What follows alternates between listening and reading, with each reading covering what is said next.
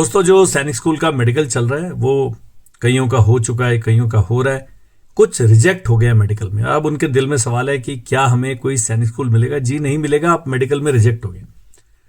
जब आप मेडिकल के लिए गए तो उसमें देखा जाए तो फॉर्म में लिखा है, मेडिकल के जो आपका डैशबोर्ड पे बन के है कि मेडिकली फिट, अनफिट या एब्सेंट। यदि आप मेडिकली फिट हैं तो आप ई काउंसलिंग के लिए अगले जब भी कंसिडरेशन होगा उसके लिए फिट हैं तो आपको ई काउंसलिंग में शामिल किया जाएगा। यदि आप अनफिट है तो फिर क्यों टाइम वेस्ट करना है आपका भी और स्कूल का, दोबारा आपको सैनिक स्कूल अलॉट करके फिर मेडिकल के लिए जाओगे, फेल हो जाओगे।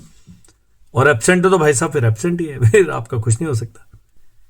तो केवल जो मेडिकल में फिट पाए जाते हैं वही ई काउंसलिंग के लिए एलिजिबल होंगे आगे स्कूल अलॉटमेंट के लिए। और जो लकी आदमी है जिनका आया ही नहीं मेडिकल, उनके लिए कोई डर नहीं है, वो तो जाएंगे ई काउंसलिंग में, भरिए अपना चॉइस। उनका जो ऐसे 10-15% बचे खुचे लोग हैं जिनका अभी तक मेडिकल के लिए नाम नहीं आया और जिनको स्कूल अलॉट होगा, उनका मेडिकल बाद में हो जाएगा। तो तीनों ऑप्शंस आपने देनी है। कुछ लोग कह रहे हैं मेडिकल कराएंगे नहीं, आप एब्सेंट मार्क हो जाओगे, दैट्स इट। अब वो मेडिकल करवा के घर नहीं आ जाना है, मेडिकल करा के स्कूल को बताने कि डॉक्यूमेंट कैसे आपके पास भेजें। एक भाई साहब ने कहा कि क्या स्कूल में जाना जरूरी है? मैंने कहा जी जाना आवश्यक है। उन्होंने कहा स्कूल कह रहा है व्हाट्सएप पे भेज दो। तो मैंने कहा उनकी बात मान लीजिए ना, हुए माई, मैं कौन हूं बीच में आप दोनों के बोलने वाला। मैं तो जो लिखा होता है केवल उसको इंटरप्रेट करके अपनी सामर्थ्य के अनुसार आपको बताता हूं। तो ये मेडिकल करवा के जो भी मेडिकल का स्टेटस है वो स्कूल को अपडेट करना आवश्यक है। और स्कूल क्या करेगा, आपकी प्रोफाइल में जो उनके पास बैकएंड पे जो भी उनको ऑथराइजेशन मिला है, आपका मार्क करेगा कि आप फिट हैं या अनफिट हैं या आए ही नहीं, एब्सेंट है।